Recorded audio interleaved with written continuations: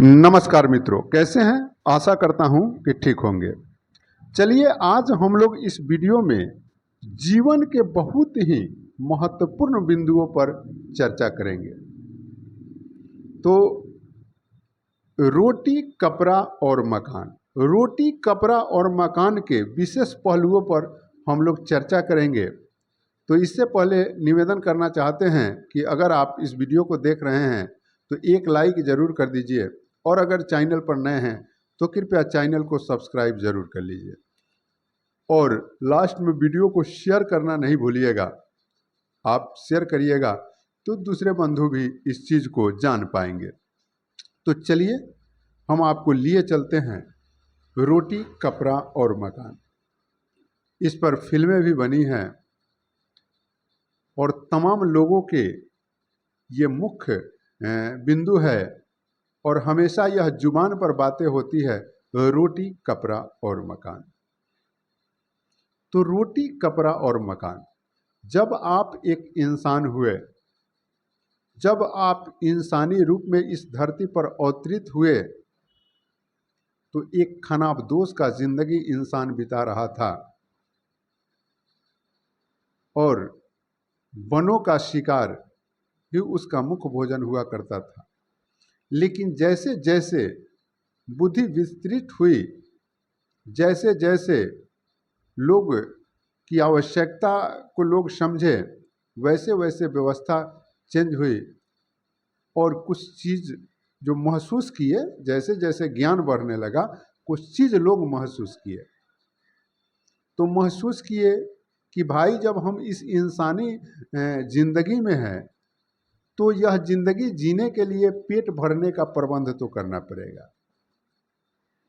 तो सबसे पहले प्रमुख चीज है रोटी। आप रोटी के बिना, माने बिना भोजन के इस जिंदगी को नहीं जी सकते हैं। तो सबसे प्रमुख चीज है रोटी। सबसे पहले इंसानी जिंदगी में अगर आप हैं तो आपको भोजन का प्रबंध करना पड़ेगा, और भोजन का प्रबंध अगर हो जाता है तो आप इस एक इंसानी रूप में हैं, एक समझदार व्यक्ति हैं, आप में समझदारी प्रवेश किया है, तो आपको तन ढकने के लिए वस्त्र का जरूरत पड़ता है। तो दूसरा महत्वपूर्ण चीज हो जाता है कपड़ा। रोटी जब आपको मिल जाएगा और उसका व्यवस्था आपको हो जाएगा, उसको आप व्यवस्थित ढंग से ये करने लगिएगा, तो आपको कपड़ा का आवश्यकता पड़ेगा। और रोटी और कपड़ा का व्यवस्था अगर आपके पास हो जाता है तो एक अस्थाई जीवन का आप कामना करते हैं, और अस्थाई रूप से रहने के लिए आपको एक को गृह बनाना होगा, एक घर बनाना होगा। तो इसी पर कहा गया है कि मुख्य चीज है रोटी, कपड़ा और मकान। और रोटी, कपड़ा, मकान का जब प्रबंध हो जाता है तब आपको धर्म अधर्म, नेकी बदी की बातें आती है, और इस सांसारिक बंधनों में आप धीरे धीरे बंधने लगते हैं। ये तमाम ये चीज़ें रोटी, कपड़ा और मकान जब हो जाती है तो प्रमुखता होती है आपके शादी विवाह का, संतान बढ़ाने का, माता पिता के सेवा करने का। ये तमाम धर्म जो है आप पर आकर हावी होते हैं, और इन धर्मों को आपको निभाना पड़ता है।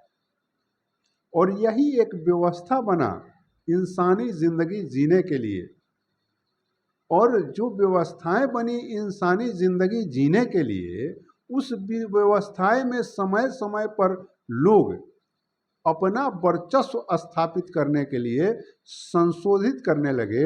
अपना वर्चस्व जमाने के लिए सभी चीज़ों में कुछ ऐसा चीज़ फेंटते गए कि हम किसी का शोषण करें और हमारा बैठ करके ही जिंदगी आराम से चले। इस तरह से व्यवस्थाएं गड़बड़ाते चली गई, और व्यवस्था एक समय ऐसा भी आया, इतना गड़बड़ाया कि फिर से रोटी, कपड़ा और मकान होते हुए भी फिर से शोषणकारी आपके जिंदगी को नर्क बना दिए।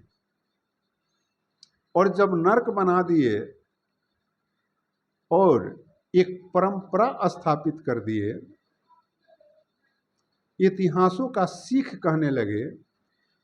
मुट्ठी भर लोग पूरे व्यवस्था को, पूरे सिस्टम को संचालित करने लगे और आप पर यह आरोप मढ़ा जाने लगा कि यह व्यक्ति अपने आप अपना सुरक्षा नहीं कर सकता है, इसलिए शासन पद्धति ही इसका सुरक्षा देता है और वह शासन पद्धति में कोई खास लोग ही इसका सुरक्षा दे सकता है।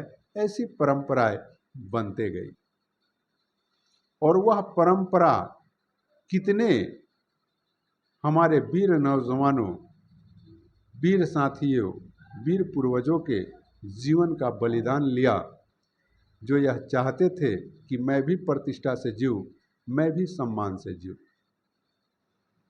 तो अब फिर से आपको मैं लिए चलता हूं महाभारत के उस प्रसंग पर। कर्ण जो है आजीवन सुत पुत कहलाने का दंश झेलते रहे। भले हूं वे क्षत्रिय थे, लेकिन उनका लालन पालन जो है एक सूत परिवार में हुआ था और लोग वाग यही जानते थे कि इनका जन्म भी सूत में हुआ था और इसका दंश जो है वह आजीवन झेले और सूतों के अधिकार के लिए लड़ते लड़ते वे अपने प्राण को न्यौछावर कर दिए और स्वयं ईश्वर के अवतारित माने जाने वाले श्री कृष्ण से यह सवाल करते हैं कि हे माधव, परिवर्तन का चाह रखने वाले के साथ यह संसार दुर्व्यवहार क्यों करती है? क्यों? क्योंकि वह उस व्यक्ति के लिए लड़ते थे जो अपने अधिकार से वंचित था, उस सूत के लिए लड़ाई को लड़ना चाहते थे जो सूत अपने अधिकार से वंचित था। लेकिन उसमें भी मुट्ठी भर ही लोग इस बात को समझ पाते थे, लेकिन 95% जनरेशन इस बात को एक्सेप्ट नहीं करता था। अधिकार उसको मिलना है, लेकिन वे अभी अपने अधिकार को नहीं समझता था, अपने अधिकार को नहीं जानता था, उसको इससे कोई खुशी नहीं थी।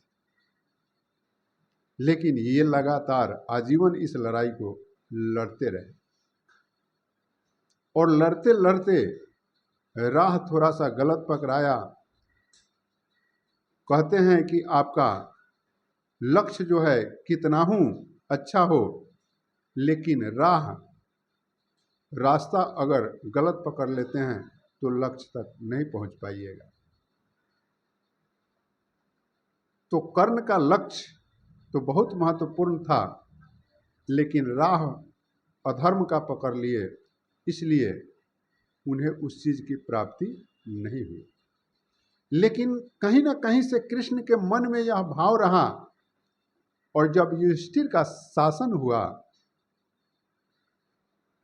तब जो है कृष्ण उन तमाम अधिकारों को तमाम जनता को दिए जो कर्ण का सोच था। और जब तमाम लोगों को अधिकार मिल गया तो व्यवस्थाएं जो है डिगा। बार बार यह बात गंगापुत्र भीष्म कहते थे कर्ण को कि यह सभी चीज इतिहास से सीख ली गई है, यह सभी चीज परंपरा से ली गई है और परंपरा को नहीं बदला जा सकता है। और जब परंपरा बदलता है तो ये परंपरा का दुहाई देने वाले लोग बौना साबित होने लगते हैं। और जब एक भील मांगर जिसको कहा जाता था, वह जब अर्जुन पर हमला कर देता है और अर्जुन जो है उसमें कुछ नहीं कर पाते हैं, साधारण भील मांगर से वो लोहा नहीं ले पाते हैं, तो वहाँ अब विद्वानों द्वारा या उस समय के सिस्टम को चलाने वाले के द्वारा यह बात चलाया गया कि युग बदल गया, अब सतयुग समाप्त हो गया, कलयुग आ गया। थोड़ा सा देखिए कितना महत्वपूर्ण है। जब सभी व्यक्तियों को अधिकार मिल गया तो उसको कलयुग कहा गया, और कुछ ही लोगों को जब अधिकार था और सभी लोगों पर शासन किया जाता था, सभी लोगों पर अत्याचार किया जाता था, सारा झूठ साच मुट्ठी भर लोग बोलते थे, तो वह सतयुग था। और जब सभी को अधिकार मिल गया, सभी कोई लड़ाई लड़ने में सक्षम हो गया, तब उसको क्या कहा गया? कलयुग कहा गया। और यह कलयुग अभी लगातार चल रहा है और कब तक चलते रहेगा? जब तक फिर से इन शूद्रों पर, जिसको शास्त्र में शूद्र कहा गया है, इन शूद्रों पर फिर से जब तक शासन नहीं होगा, फिर ये गर्भ में नहीं जाएंगे, तब तक युग नहीं बदलेगा। इसलिए कलयुग प्रथम चरणे, आज भी पंडित जी लोग कोई भी पाठ पढ़ाते हैं तो पढ़ाते हैं कलयुग प्रथम चरणे। तो अभी प्रथम चरण का ही वो लोग पाठ करते हैं।